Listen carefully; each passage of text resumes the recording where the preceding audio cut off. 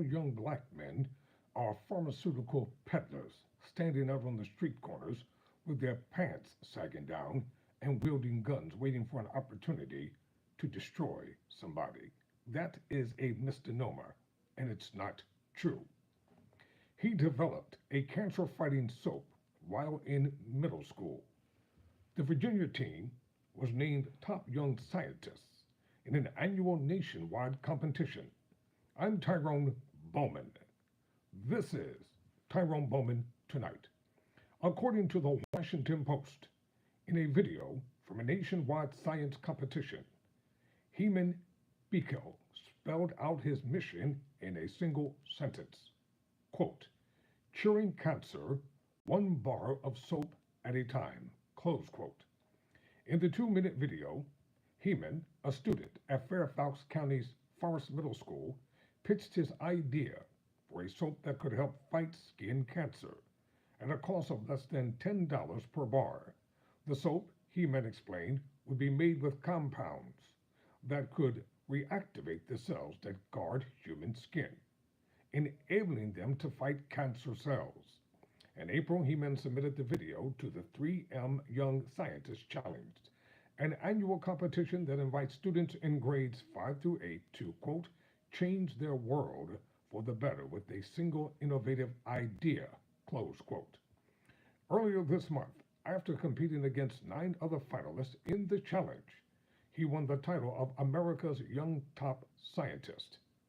To see that all of the hard work paid off in the end, it was really a surreal experience, Heman, now 41, told the Washington Post.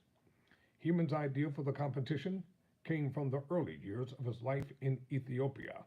And I'm going to show you a picture of this young man. I'm going to blow it up.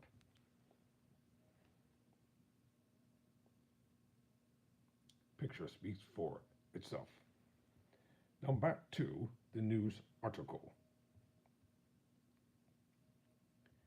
Heman's idea for the competition came from the early years of his life in Ethiopia. There I always saw people who were constantly working under the hot sun, Heman said.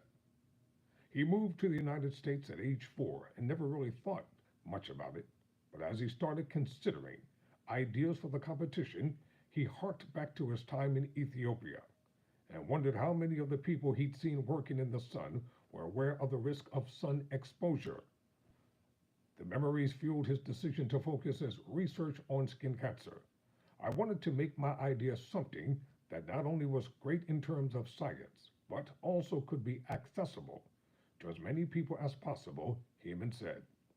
As he thought about his approach, Heman wanted his product to be something that was as much of a, quote, constant, close quote, in people's lives as possible, an item that was most convenient and most trustworthy, he said. No matter where you live, I think you know and trust soap in comparison to other medical products, Heman said. Heman submitted his pitch video and in June got a call that he was one of 10 finalists in the 3M Young Scientist Challenge. All finalists were paired with a mentor from 3M, which hosts the challenge along with Discovery Education to develop and test a physical prototype of their ideas. Heman's mentor, 3M product engineering specialist Deborah Isabel, said she could see the team's energy and passion for the project for their first meeting. She described Heman as focused on making the world a better place for people he hasn't necessarily ever met. Heman and Isabel had weekly virtual meetings as he worked on the prototype and documented his process, a requirement of the competition. It took months of trial and error to create a prototype with a combination of compounds that could work effectively. Heman used computer modeling to determine the formula for the soap prototype. He planned to present at the final competition.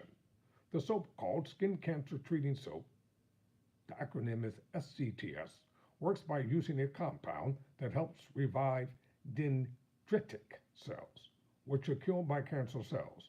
On the dendritic cells are revived. Once the dendritic cells are revived, they are able to then fight against the cancer.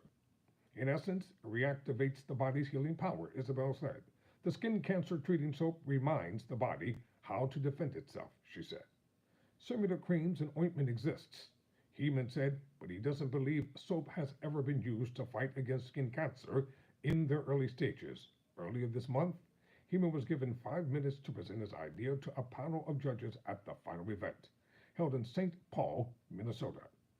As his presentation came to a close, Heeman told the panel he hoped to turn the soap into a symbol of hope, accessibility, and a world where skin cancer treatment is within reach for all. Though he won the competition, Heeman's plan for the soap stretches far beyond it.